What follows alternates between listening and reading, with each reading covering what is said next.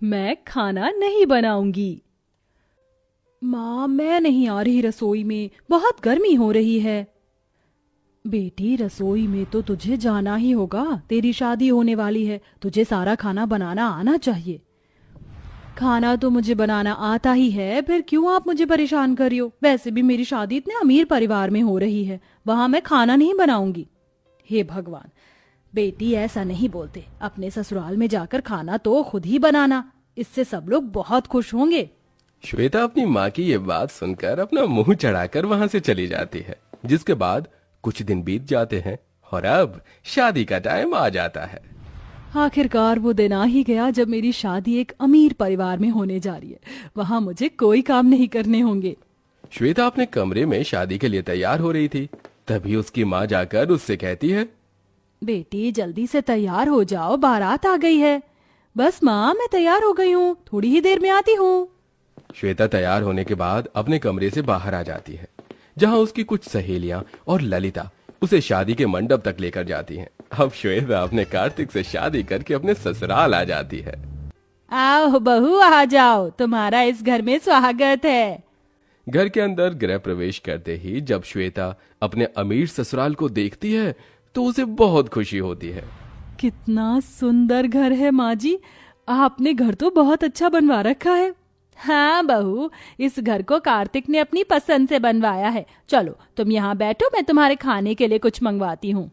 पहले दिन पर श्वेता को बहुत खातिरदारी होती है। उसके खाने के लिए बहुत सारी वैरायटीज का खाना मंगवाया जाता है। माँ जी, इतना सारा खाना, वो भी मेरे लिए?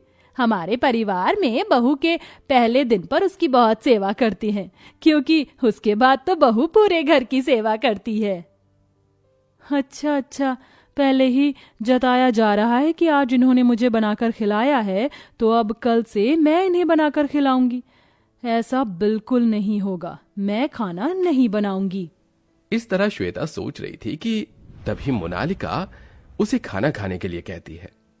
खा लो बहू खाना, क्यों शर्मा रही हो? जी माँ जी, खा रही हूँ। खाना खाने के बाद मोनालिका श्वेता को उसके कमरे में ले जाती है, जहां श्वेता थोड़ा आराम करती है। शादी के चलते अब बहुत ज्यादा थक जाते हैं, इसलिए उस रात सभी आराम से सो जाते हैं। अगले दिन जब सवेरा होता है, मोनालिका अपनी नई बहू की पहली रसोई के लिए उसका इंतजार कर रही होती है। अरे क्या बात है, अभी तक बहू रानी आई नहीं, आज तो उसकी पहली रसोई की रस्म है। मोनालिका ऐसा खुद से कह ही रही थी कि तभी श्वेता अपने कमरे से बाहर आती है। आ गई बहू तुम, मैं तुम्हारा इंतजार कर रही थी, काफी समय लगा दिया सजने धजने में। माँ जी, अब नई नई बहू हूँ तो थोड़ा तो समय लगेगा ही। चलो ठीक है, जाने दो। देखो, आज तुम्हारी पहली रसोई की रस्म है, जाओ रसोई में जाकर कुछ खाना बना लो, और हाँ, सबसे पहले मीठे में ही कुछ बनाना, ये रस्म के हिसाब से बहुत जरूरी होता है। मैं खाना नहीं बनाऊंगी।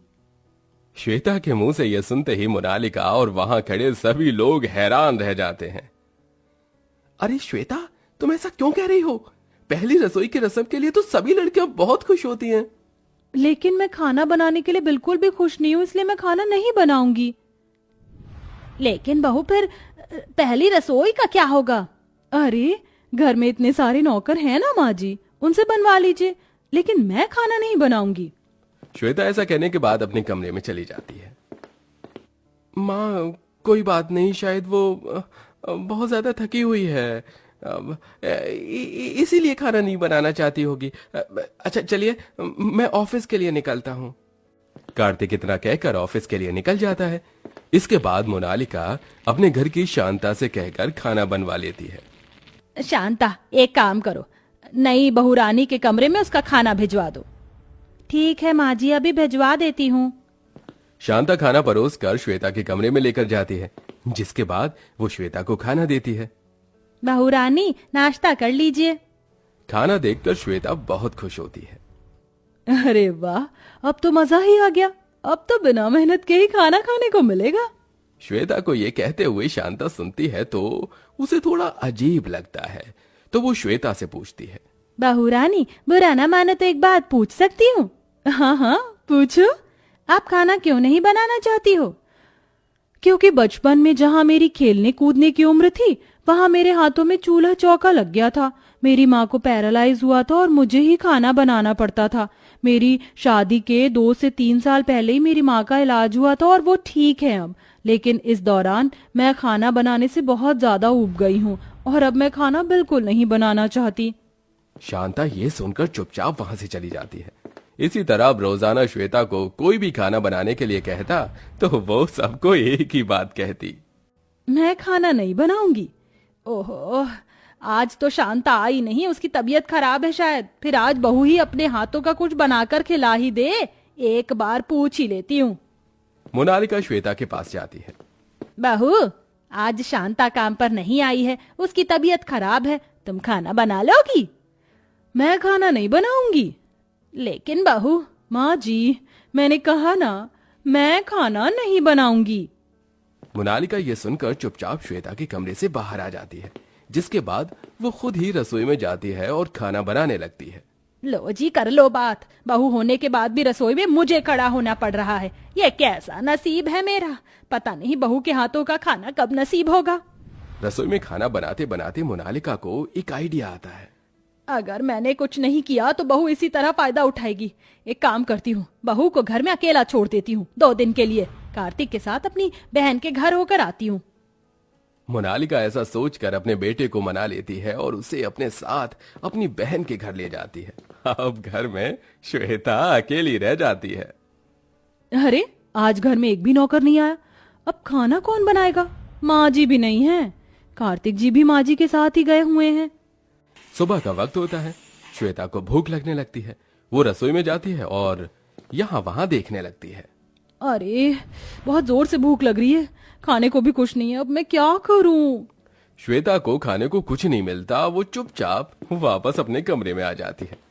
सुबह से दोपहर हो जाती है, उसे फिर से भूख लगने लगती है। मुझे तो भूख लग रही है, रसोई में जाती हूँ। श्वेता रसोई में जाती है। अब मैं क्या करूं? खाना तो है ही नहीं, अपने लिए क्या बनाऊं?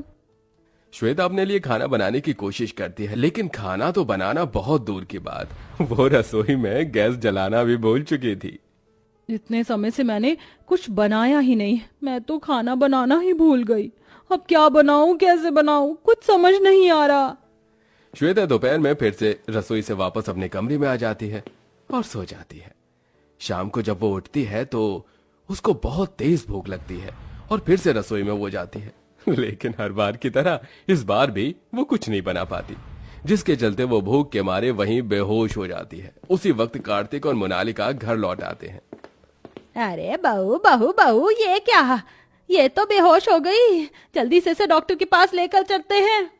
मोनालिका अपने बेटे के साथ अपनी बहू को डॉक्टर के पास लेकर जाती है, जहां डॉक्टर उसका चेकअप करते हैं और उसे खाना भी देते हैं। इसी के चलते श्वेता को अपनी गलती का एहसास होता है और वो अपनी सास से कहती है, माँ जी, मुझे माफ कर दो, मैं हमेशा यही कहती रह गई कि मुझे खाना नहीं बनाना, और इसी के चलते मैं खाना बनाना ही भूल गई। अब मुझे इतना भी नहीं आता कि मैं अपने गुजारे लायक भी बना सकूं। आज के बाद मैं ऐसा कभी नहीं कहूंगी। आप मुझे खाना बनाना सिखा दो, मैं फिर से पहले की तरह खाना बनाना चाहती हूँ। हाँ हाँ बहू, बिल्कुल, मैं तुम्हें खाना बनाना सिखाऊंगी। इस तरह मोनालिका अपनी बहू को खाना बनाना सिखाती है, जिसके बाद श्वेता पहले की तरह अच्छा अच्छा खाना बनाने लगती है और वो अपने हाथों से खाना बनाकर अपने ससुराल में सभी को खिलाती और वो सब एक साथ खुशी खुशी रहने लगते हैं।